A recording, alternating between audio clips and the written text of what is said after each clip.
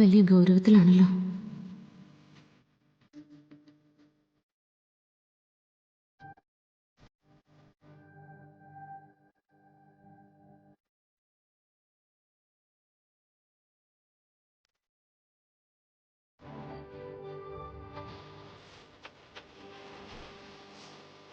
അങ്കിളെ, ആ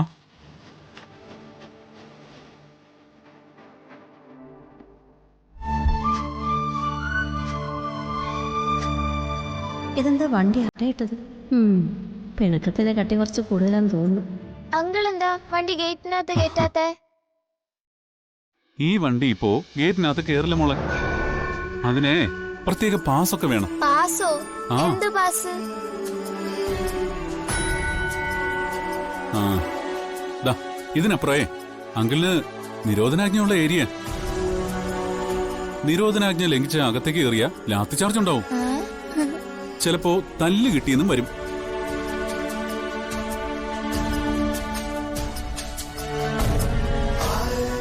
അതുകൊണ്ട് അങ്കിൾ അങ്ങോട്ട് നോട്ട് കം.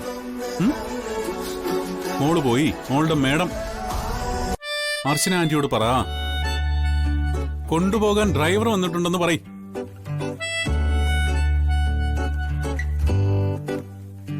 ഓഹോ, അത് ശരി. അപ്പൊ എനിക്കുള്ള പണിയായിട്ട് ഇറങ്ങി തിരിച്ചിരിക്കുകയാണ്.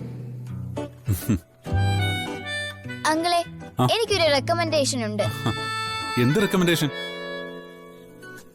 ഞാൻ ആന്റിയോട് സംസാരിച്ചു. എന്ത് സംസാരിച്ചു? അർച്ചന ആന്റിയുടെ വയറ്റിന്ന് എനിക്കൊരു ആൺ ബേബിയെ തരാൻ ആ ഡോക്ടർ ആന്റിയോട് ഒന്ന് പറയണേ.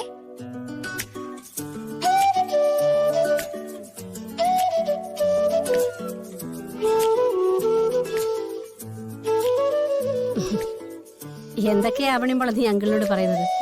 മോള് പോയി ആന്റി വിളിച്ചിട്ട് വാ, ചെല്ല്. ഇപ്പൊ വരാം. മോനെന്താ ഇവിടെ തന്നെ നിന്നത്? അകത്തേക്ക് വരുന്നില്ലേ? ഇല്ലമ്മേ, ഞാൻ അകത്തേക്ക് വരുന്നില്ല. ഇവിടെ ചിലരെന്നെ ബ്ലോക്ക് ചെയ്തിരിക്കുക. ഇതെന്റെ ഡ്രൈവർ പോസ്റ്റാ. ഓ, ആശുപത്രി കൊണ്ടുപോകുന്നു, തിരിച്ചു കൊണ്ടുവരുന്നു. എന്റെ ഡ്യൂട്ടി കഴിയുന്നു, ഞാൻ പോകുന്നു. പക്ഷെ ഇതുകൊണ്ടൊന്നും എന്നെ തോൽപ്പിക്കാൻ കഴിയില്ല. അത് കൊള്ളാം.